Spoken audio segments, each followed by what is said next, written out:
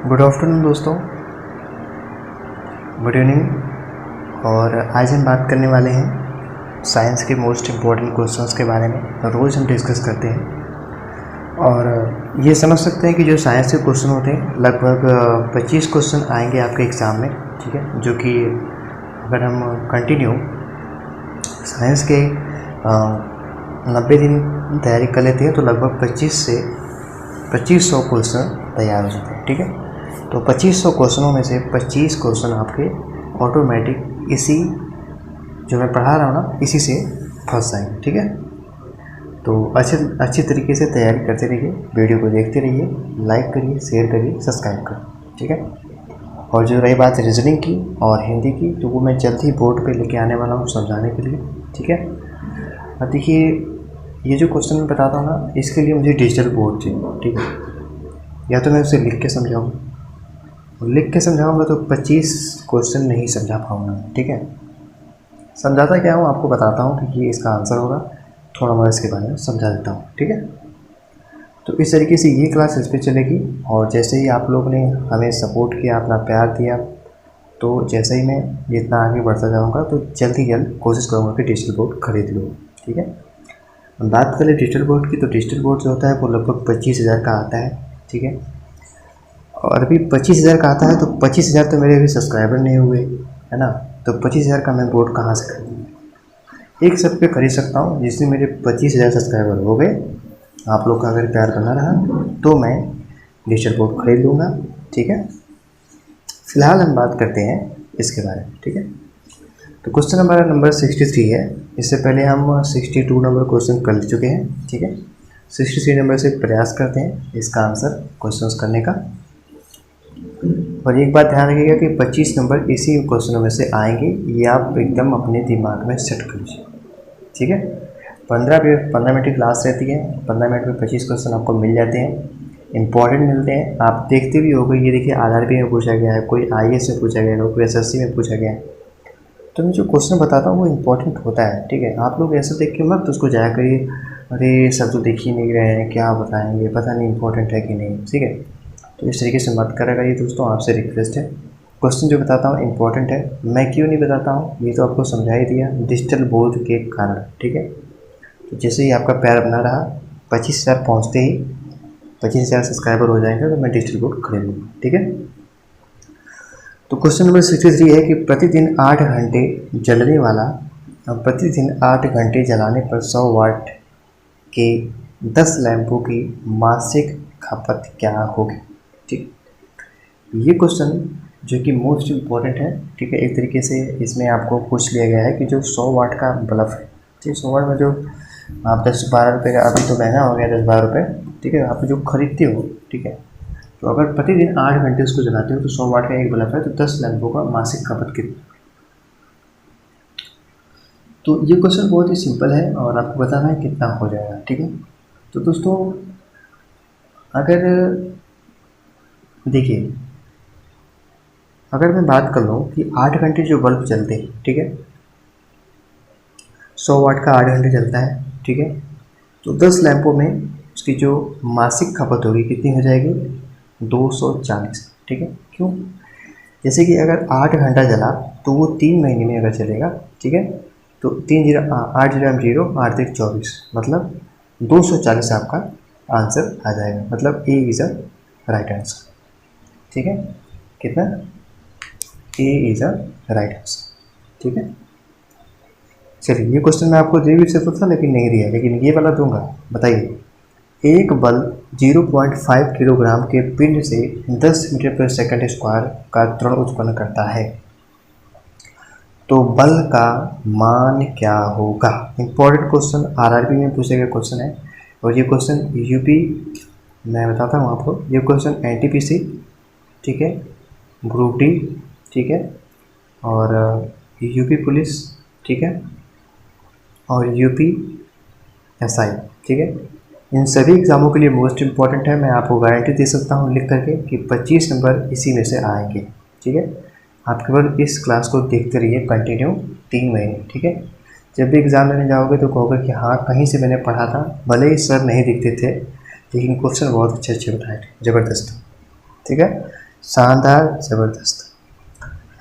तो चलिए, इसमें जैसा कि 64 नंबर क्वेश्चन लिखा हुआ है, तो 64 नंबर का अगर हम बात कर लें कि अगर कोई बल है 0.5 किलोग्राम का, 0.5 किलोग्राम का, तो अगर उस पिंड में 10 मीटर पर सेकंड की त्वरण उत्पन्न होता है, तो उसका जो त्वरण उत्पन्न होगा, ठीक है, बल का, तो वो होगा हमारा 5 न्यूटन।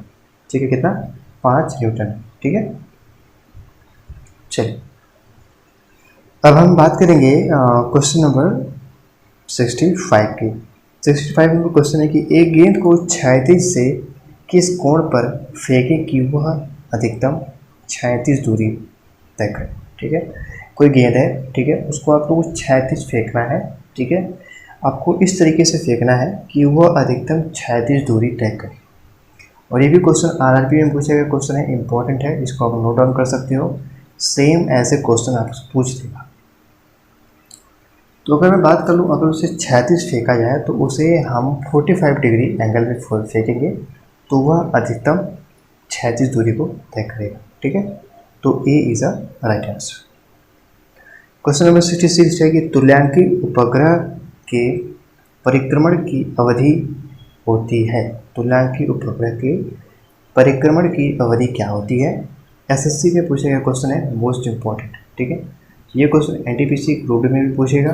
ठीक है, आप इसको नोट कर सकते हो। ठीक है, तो देखिए, तो अगर तुल्यांकी उपग्रह की बात कर ले तो जो उसका जो परिक्रमण काल होता है, ठीक है, क्या होता है? परिक्रमण काल होता है, वह कितना होता है? 24 घंटे का होता है। ठीक है, कितना? कितने का होता है दोस्तों? तो वो हमारा होता है 24 घंटे का। ठीक है, अब देखिए ग्रुप डी का भी क्वेश्चन आ गया। इसमें लिखा हुआ है कि नितिन सवेरे सवेरे गंगा किनारे में स्नान करने जा रहा था। अचानक वो तैरने लगा, मतलब गंगा में स्नान करने गया, फिर वो तैरने लगा। नितिन पानी में तैरता है, यह गति किस, मतलब इसमें बोला है कि नितिन पानी में तैरता है, तो यह गति के किस सिद्धांत को सत्यापित करता है? ठीक है, गति का पहला नियम, द्वितीय नियम, तृतीय नियम, इनमें से कोई नहीं। ठीक है, नितिन सवेरे सवेरे उठा, मान लो कि वो इलाहाबाद रहता है।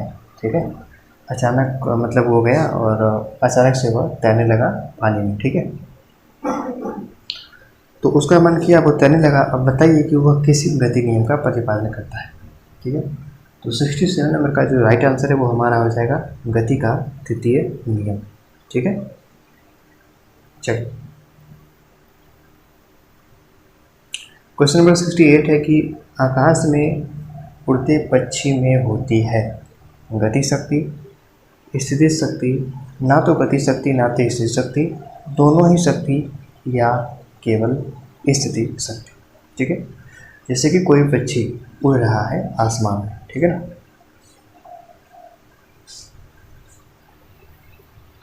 तो जब वो पक्षी आसमान में उड़ रहा है, ठीक है, तो आपको ये बताना है कि उसको उड़ते टाइम कौन सी गति होती है। ठीक है, बहुत ही अच्छा क्वेश्चन है, इंपॉर्टेंट। बताइए कौन सी गति होती है? 68 नंबर का आंसर आपको बताना है। ठीक है, तो जब जैसे कि कोई आकाश से पक्षी उड़ता है, तो ये क्वेश्चन देखिए आरआरसी में पूछा गया क्वेश्चन है, इंपॉर्टेंट है, मोस्ट इंपॉर्टेंट, हाजीपुर में, और ये क्वेश्चन ग्रुप डी में भी पूछा गया क्वेश्चन। ठीक है, तो अगर हम बात कर लें इसके आंसर की, तो इसमें होगा दोनों गति होती है। ठीक है, दोनों गति, शक्ति और स्थिति गति दोनों ही होती है। ठीक है, जब कोई पंछी आसमान में उड़ता है तो उसके अंदर शक्ति गति और स्थिति गति दोनों होती है। ठीक है, जैसे कि देखते हैं आप कि वैसे उड़ते उड़ते उड़ते उड़ते वो अपना पंख फैला देता है। ठीक है, और उसके बाद वो स्थित हो जाता है और ऐसे करके घूमने लगता है। आपने चील को देखा होगा। ठीक है, तो इस तरीके से उसमें दोनों गति होती है।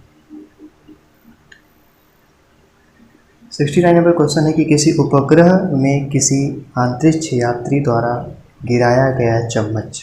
ठीक है, अगर मान लीजिए कि आप किसी उपग्रह में हैं, ठीक है, मान लो कि आप चंद्रमा में हो, ठीक है, तो अंतरिक्ष में हो और आपने किसी चम्मच को गिराया, ठीक है, तो क्या वह चम्मच फर्श पर गिरेगा, अचल रहेगा, उपग्रह की गति का अनुसरण करता रहेगा, या स्पर्श रेखीय दिशा में चल जाएगा? ठीक है, यह आपको बताना है। बहुत अच्छा क्वेश्चन है दोस्तों।